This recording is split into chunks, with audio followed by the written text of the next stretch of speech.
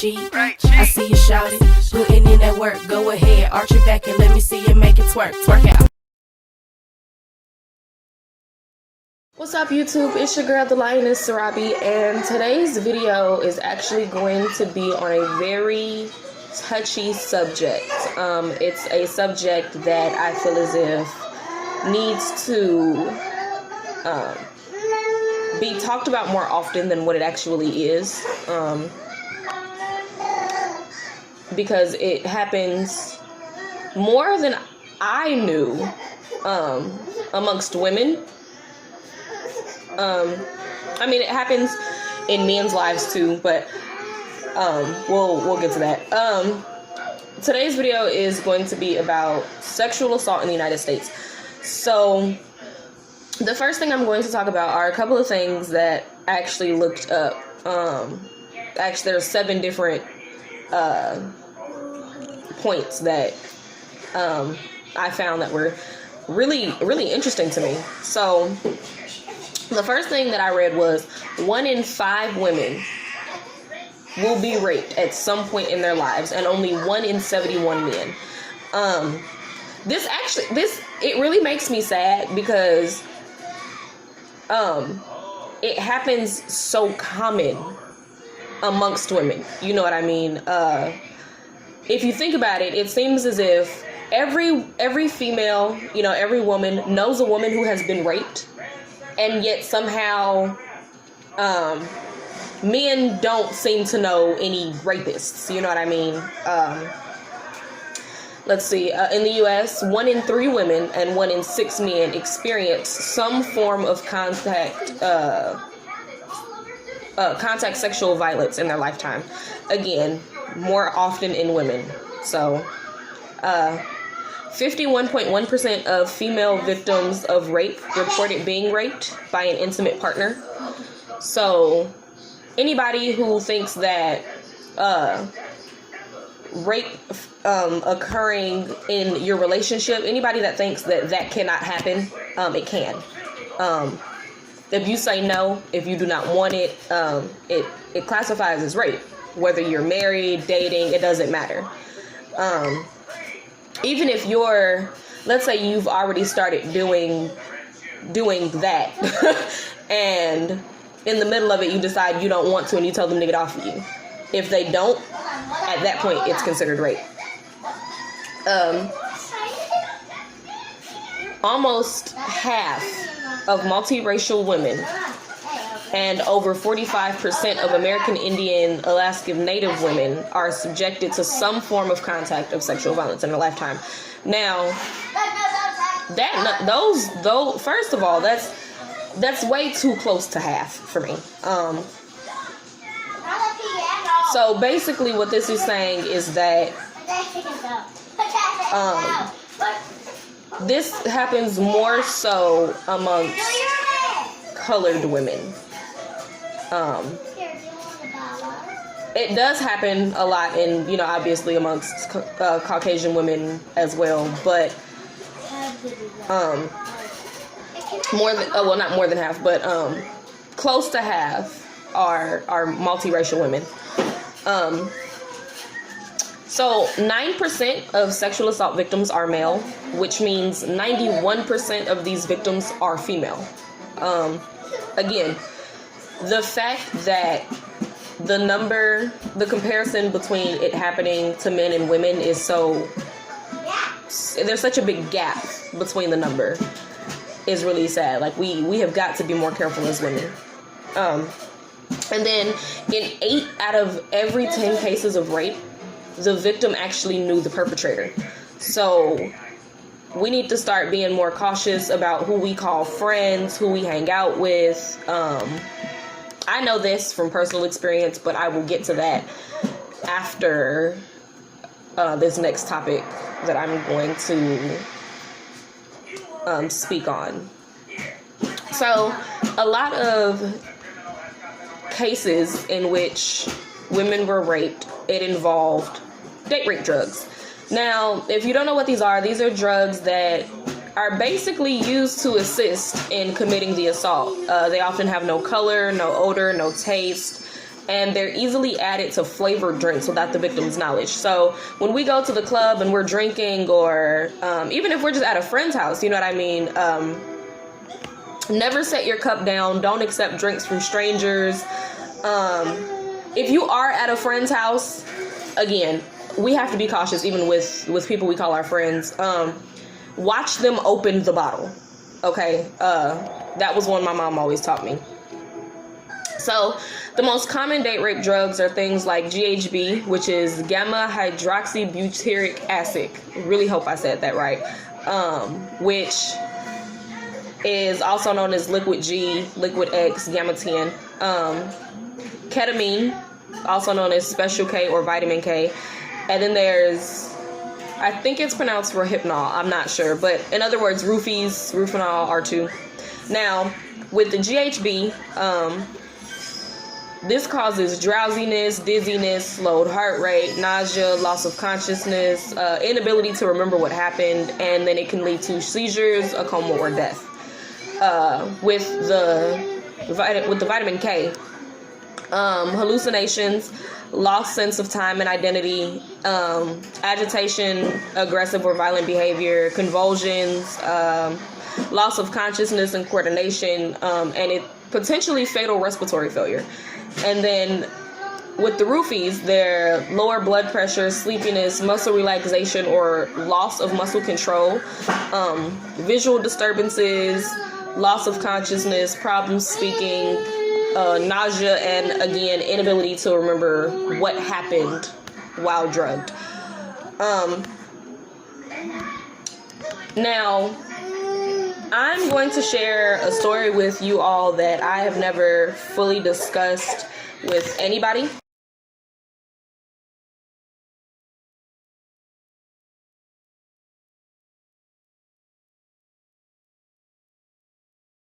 And this story, this story is actually less than a year old.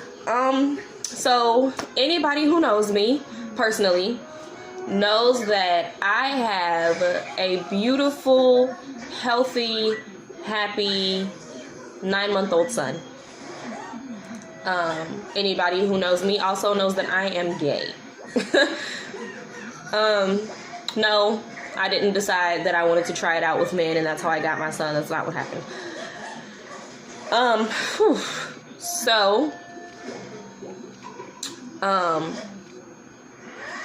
I was incarcerated for a month.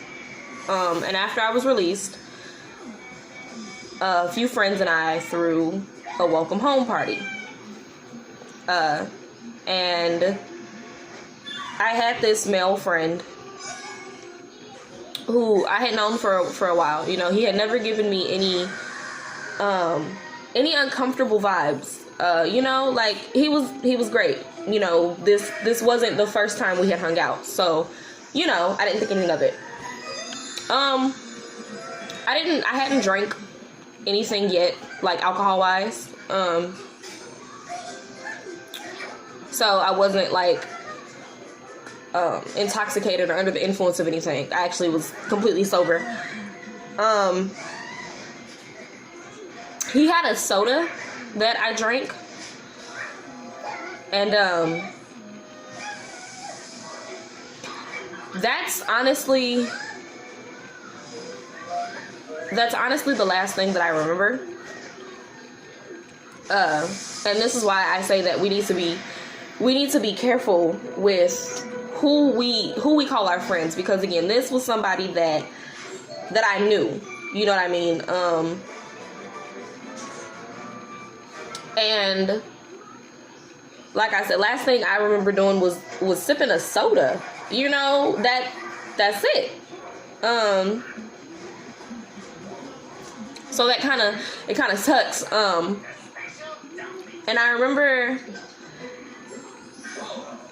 getting in the car, and we went to another friend's house because we were going to view his apartment, because he was going to break the lease, and he was looking for somebody that he could just sign the lease over to, and I was currently in the market for an apartment.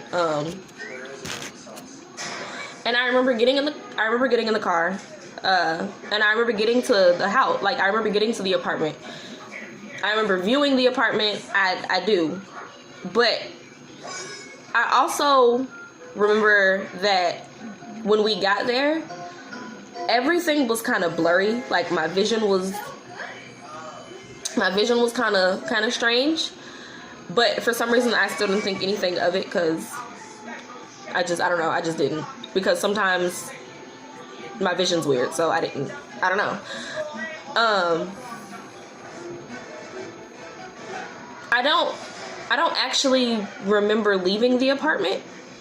I remember saying that I didn't want to get back in the car with him, though.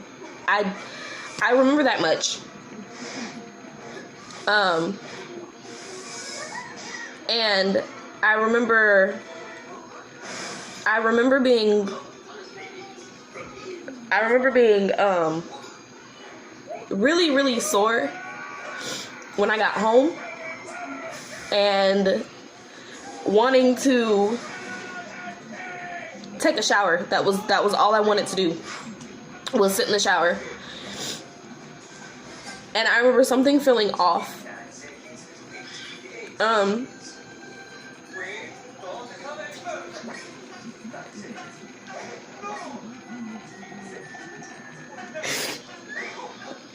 And what I think what bothers me the most about this is that I didn't fully realize what happened until I found out I was pregnant. Because I started getting really sick, and everybody kept joking, like, take a pregnancy test, and I was like, what? That doesn't even make sense. But after a couple of months had gone by, well, not even a couple, but a few months had gone by, is when I started to remember bits and pieces of what happened. Like, if we're being 100% honest, just a couple of weeks ago, I remember begging him to get off of me. I'm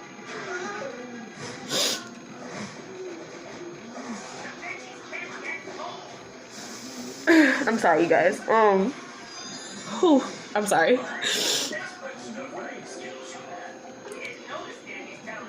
And the whole experience, yeah, it's fucked up.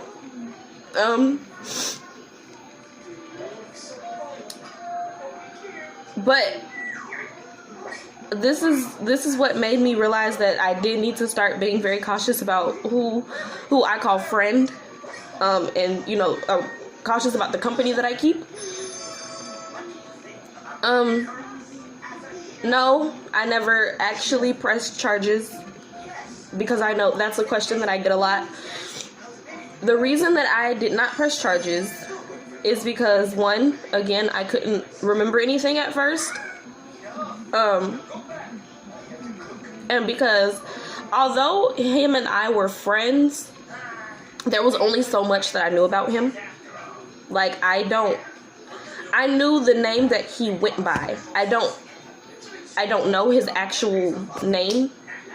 And I know I could probably attempt to do the whole DNA thing, but I don't want to, because this is something that I'm slowly but surely learning to deal with on my own, and I don't want to sit through the courts and having to re-explain the story over and over and over. I don't think I could handle that mentally. I'm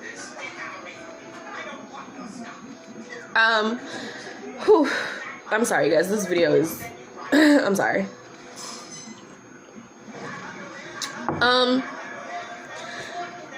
A few effects that this has had on me.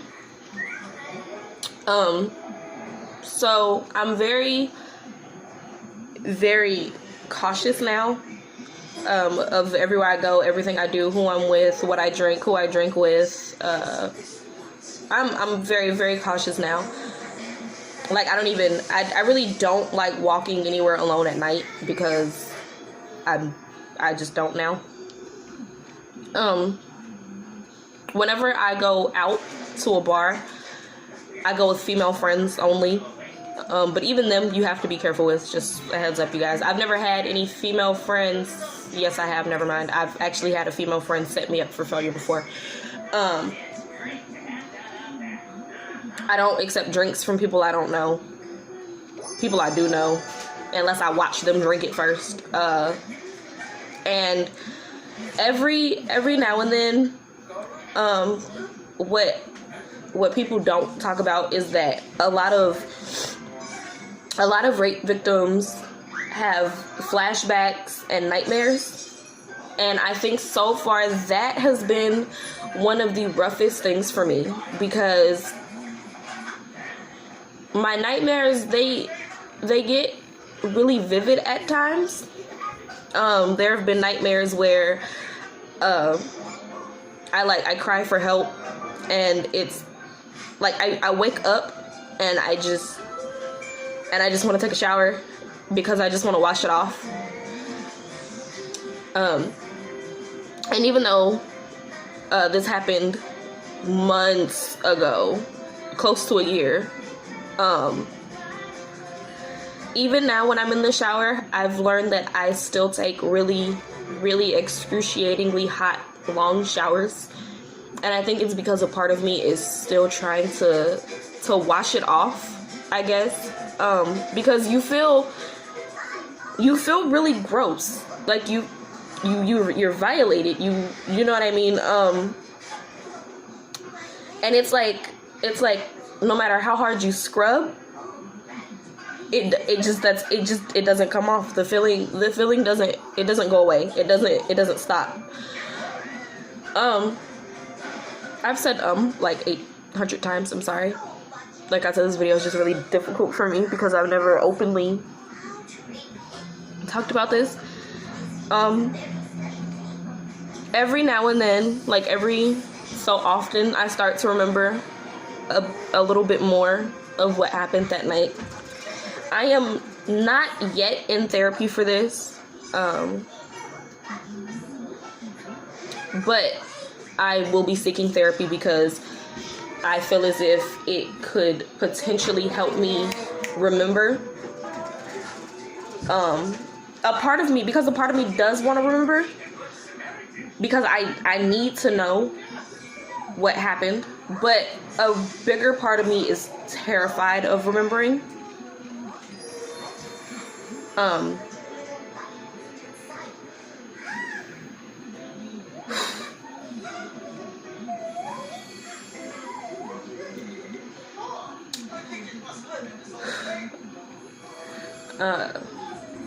Sorry.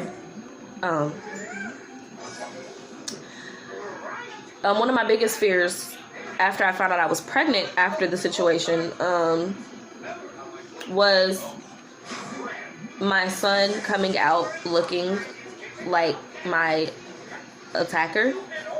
I was absolutely terrified that when I looked at my son's face, I would see his and I would freak out. Luckily, that is not the case. My son he looks just like me. It looks like I cloned him.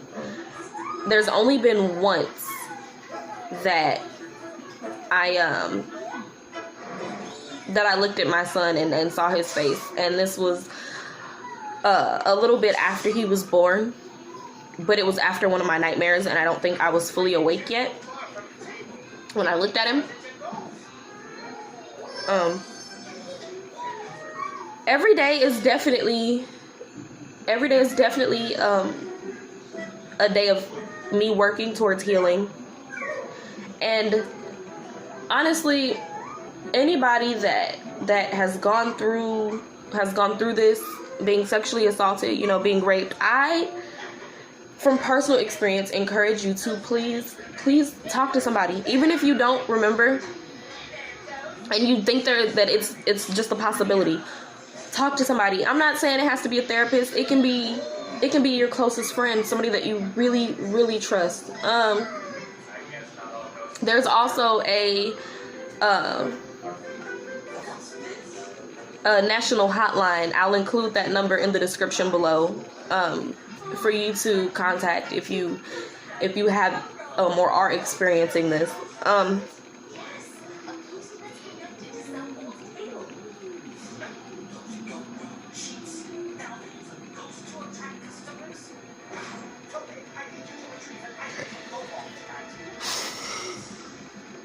Other ways that it has affected me, like aside from nightmares,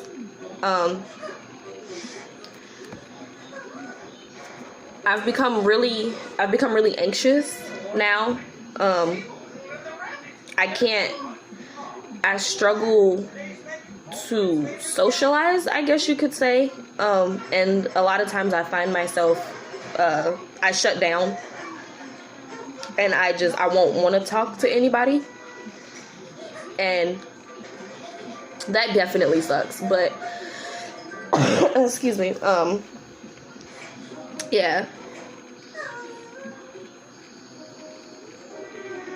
I don't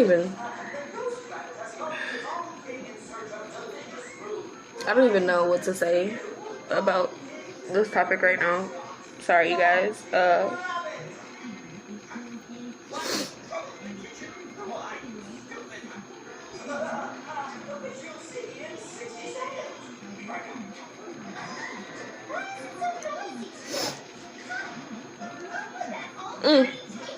Another reason that I say that you should be cautious about your friends is because the same night that this occurred, I was told that a friend of mine asked me if I was okay when I came home, and I said yes, but apparently I looked as if I had been crying, and I just wanted to get in the shower, and nothing was ever said until I informed that person that I felt as if something really, really bad happened to me. And it was at that moment that I realized that that individual obviously didn't care, because if any of your friends, if they've been hanging out with a dude or even a female, because females can rape people as well, okay? It's not just men that do it. It's just more common that men do it. If your friend comes home and looks distraught and like something's off, take them to the hospital, so that they can just to be sure, because then the hospital can do the rape kit and everything. To anybody that has gone through sexual assault and as a result ended up pregnant, there were 3 options that you had. To anybody that chose the route that I took, which was keeping the baby, I am really proud of you, because this is a huge step. Being the mother to such a blessing, because babies are blessings that came out of such a fucked up situation. I commend you, because this is not easy. Nothing about it is easy, especially when, because you weren't prepared. To anybody that went full term with the pregnancy and gave the baby up for adoption, you are not a terrible person because you gave the baby up. You're not. Not a lot of people can handle mentally keeping the child, because it's a reminder of what happened for some, but you know, you still went full term, you know, and you, so at some point you believed you could do it, and it's okay that you couldn't. To those who had emergency abortions because of situations like this, you're not a terrible person. Like I said, having a baby in a situation like this is definitely a reminder of what happened to you. It's not something, it's a traumatic experience that you don't want to be reminded of every day. It's something that you want to move past. If anybody makes you feel like a bad person for doing this, you're not, okay? Nothing about you is a bad person for doing this. But to anybody who has been in this situation, whether you ended up with child or not with child, this is to both men and women, please be careful. I wouldn't wish this trauma on anybody, not even my worst enemy. I don't think you ever fully heal from this. I feel as if a very, very small part of you will forever, it'll forever be in your subconscious,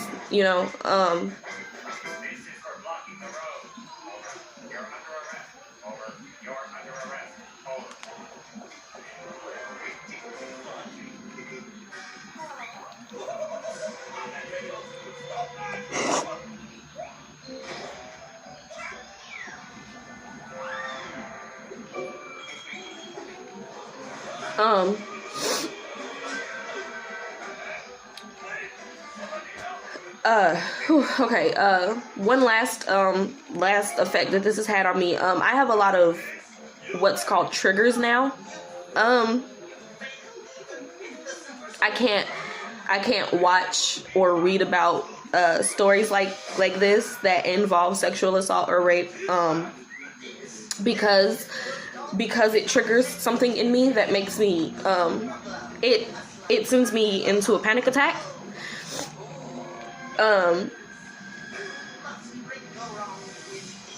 What else? So I do try to avoid that at all costs.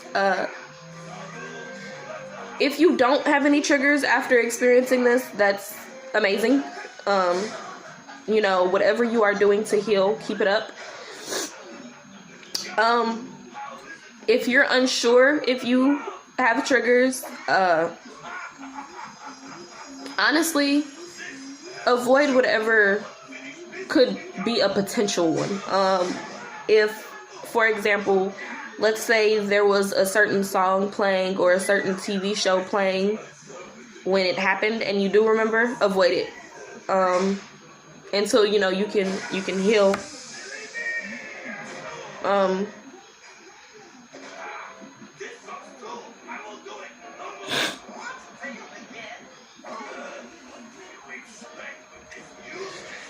And again, to everyone out there, but especially to the queens,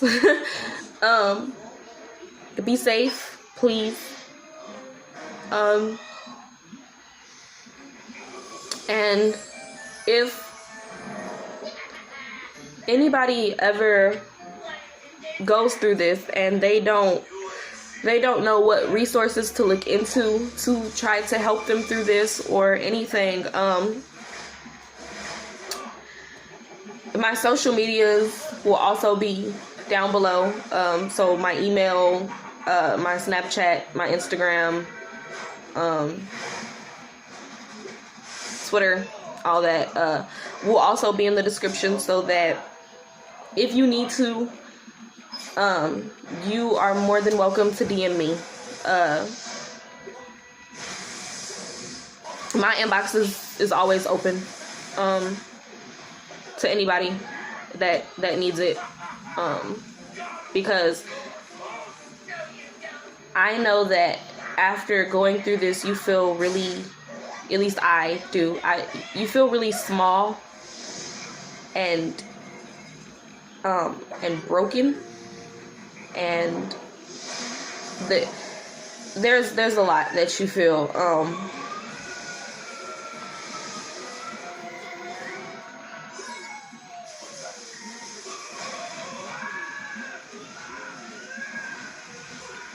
Sorry, I had to collect myself.